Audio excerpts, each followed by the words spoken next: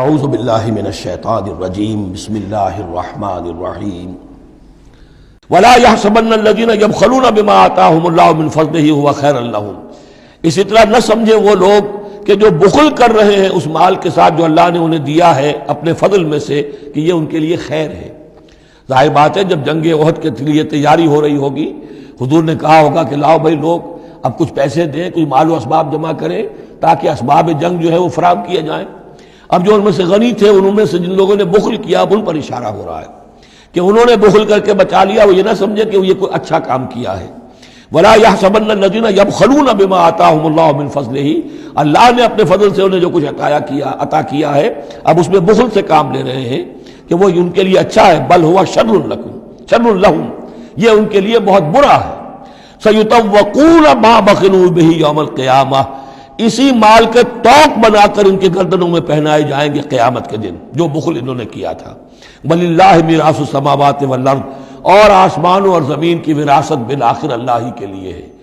آج یہ تمہارے پاس ہے، یہ میرے پاس ہے، بالآخر سب کچھ اللہ کے لیے رہ جائے گا، ہم نہیں ہوں گے، ہمارے بعد کسی اور کا، پھر کسی اور کا، اور پھر یہ سارا مال و اسباب ہاتھ بدلتے ہوئے بالآخر میراث تو اللہ کی ہے۔ وَلِلَّهِ مِيرَاثُ السَّمَاوَاتِ وَالْأَرْضِ وَاللَّهُ بِمَا تَعْمَلُونَ خَبِيرٌ، اور جو کچھ تم کر رہے ہو اللہ اس سے باخبر ہے۔ یہاں وہ 18 رکوع مکمل ہو گئے، 6 رکوع جو غزوہ احد کے بیان میں تھے۔ اب 2 کنکلوڈنگ رکوع ہے اس سورہ مبارکہ کے۔ لَقَدْ سَمِعَ اللَّهُ قَوْلَ الَّذِينَ قَالُوا إِنَّ اللَّهَ فَقِيرٌ وَنَحْنُ أَغْنِيَاءُ، اللہ نے سن لی ہے بات، قول ان لوگوں کا جو یہ کہتے ہیں کہ اللہ فقیر ہے ہم غنی ہیں۔ ان میں منافقین بھی شامل ہو سکتے ہیں اور یہودی بھی۔ جب حضور کہتے تھے اللہ تعالیٰ کو ضرورت ہے قرض حسنہ دو، تو گویا کہ اللہ تو فقیر ہوا، پھر محتاج ہوا، ہم غنی ہیں، ہمارے پاس دولت ہے۔ سَنَكْتُبُ مَا قَالُوا، ہم لکھ لیں گے جو کچھ انہوں نے کہا ہے۔ بڑا غصہ ہے اس کے اندر، ہم لکھ لیں گے جو کچھ انہوں نے کہا ہے۔ فوراً تو نہیں پکڑتے، لیکن ایک وقت آئے گا کہ جس دن انہیں اپنے اس قول کی پوری جو ہے اس کی سزا مل جائے گی۔ اور صرف یہی نہیں، قتلہم الانبیاء بغیر حق، اور جو نبیوں کو یہ قتل کرتے رہے ناحق، وَنَقُولُ ذُوقُوا عَذَابَ الْحَرِيقِ، اور ہم کہیں گے کہ اب چکھو مزہ اس جلا دینے والے سلگتی ہوئی آگ کا۔ ذَلِكَ بِمَا قَدَّمَتْ أَيْدِيكُمْ، اور یہ سب کچھ ہے تمہارے اپنے ہاتھوں نے جو آگے بھیجا ہے۔ وَأَنَّ اللَّهَ لَيْسَ بِظَلَّامٍ لِّلْعَبِيدِ، اور اللہ تو اپنے بندوں کے حق میں ہرگز ظالم نہیں ہے۔ الَّذِينَ قَالُوا إِنَّ اللَّهَ عَهِدَ إِلَيْنَا، یہ گویا کہ پھر یہود کی طرف رخ ہو گیا ہے، جیسا کہ اس صورت میں پہلے تھا، اس رکوع میں 19ویں میں۔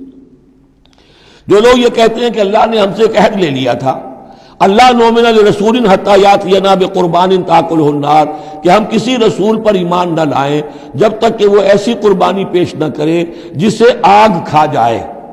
یہ ابتدائی زمانے میں جیسا کہ میں نے عرض کیا تھا، عہد طفولیت تھا نوع انسانی کا، تو خرق عادت چیزیں بہت ہوتی تھی۔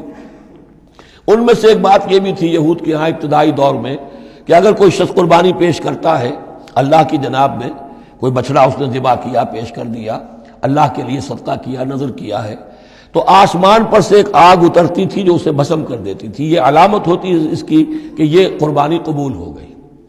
جیسے حابیل اور قابیل کے قصے میں ہے کہ دونوں نے کچھ پیش کیا، قربا قربانا فتقبل من احدہما ولم یتقبل من الآخر، ایک کی قبول ہو گئی دوسری کی نہیں ہوئی۔ پتہ کیسے چلا؟ آپ اگر قربانی کرتے ہیں عید الاضحیٰ میں، کس کی قربانی قبول ہوئی کس کی نہیں ہوئی کیا پتہ، یہ تو اللہ ہی جانتا ہے۔ لیکن پہلے ایسی علامات حسی ہوتی تھی کہ پتہ چل جاتا تھا یہ قربانی اللہ نے قبول کر لی۔ تو اسی کے لیے انہوں نے کہا کہ ہم سے تو عہد لے لیا تھا اللہ نے کہ ہم کسی رسول کو جب تک کہ وہ یہ معجزہ نہ دکھائے اس وقت تک نہیں مانیں گے، تو اگر محمد رسول ہے تو یہ معجزہ دکھائیں۔ یہ تھی بات جس کا جواب دیا جا رہا ہے۔ قُلْ قَدْ جَاءَكُمْ رُسُلٌ مِّن قَبْلِ بِالْبَيِّنَاتِ، اے نبی ان سے کہیے تمہارے پاس مجھ سے پہلے بہت سے رسول آئے واضح معجزوں کے ساتھ، وَبِالَّذِي قُلْتُمْ، اور وہ معجزہ بھی انہوں نے دکھایا جو تم کہہ رہے ہو۔ فَلِمَ قَتَلْتُمُوهُمْ، پھر تم نے انہیں کیوں قتل کیا؟ إِن كُنتُمْ صَادِقِينَ، اگر تم سچے ہو۔ فَإِن كَذَّبُوكَ، پھر اے نبی اگر وہ آپ کو جھٹلا دیں، فَقَدْ كُذِّبَ رُسُلٌ مِّن قَبْلِكَ، تو یہ آپ ہی کے ساتھ معاملہ نہیں ہوا، آپ سے پہلے بھی جو رسول تھے انہیں جھٹلایا گیا۔ گویا کہ یہ تو اس راستے کی ایک عام جو ہے وہ تجربہ ہے جو آپ کو بھی کرنا پڑے گا جو اس سے پہلے نبیوں کے ساتھ ہوا ہے۔ جاؤ بالبینات، وہ بھی آئے تھے واضح نشانیاں لے کر، واضح معجزات کے ساتھ، وہ زبر، اور صحیفے لے کر، والکتاب المنیر، اور روشن کتاب لے کر۔ کل نفس ذائقۃ الموت، ہر ذی نفس کو موت کا مزہ چکھنا ہے، ایک دن تو موت آ جائے گی۔ وَإِنَّمَا تُوَفَّوْنَ أُجُورَكُمْ يَوْمَ الْقِيَامَةِ، اور دوسری بات، تمہیں لازماً تمہارے اجر پورے پورے دے دیے جائیں گے۔ انما توفون اجورکم یوم القیامہ، قیامت کے دن۔ فمن زحزح عن النار، تو جو کوئی بچا لیا گیا جہنم سے، آگ سے، وادخل الجنہ، اور داخل کر دیا گیا جنت میں، فقد فاز، وہ کامیاب ہو گیا۔ اللہم ربنا اجعلنا منہم، اللہم ربنا اجعلنا منہم، وما الحیات الدنیا الا متاع الغرور، اور نہیں ہے دنیا کا یہ سارا ساز و سامان مگر دھوکے کی ٹٹی، دھوکے کا سامان۔ اب وہ آیت آ گئی جو سورہ بقرہ کی 19ویں رکوع میں آئی تھی، وَلَنَبْلُوَنَّكُمْ بِشَيْءٍ مِّنَ الْخَوْفِ وَالْجُوعِ وَنَقْصٍ مِّنَ الْأَمْوَالِ وَالْأَنفُسِ وَالثَّمَرَاتِ، صرف یہ کہ صیغہ بدلا ہوا ہے، یہاں مجہول کا صیغہ ہے۔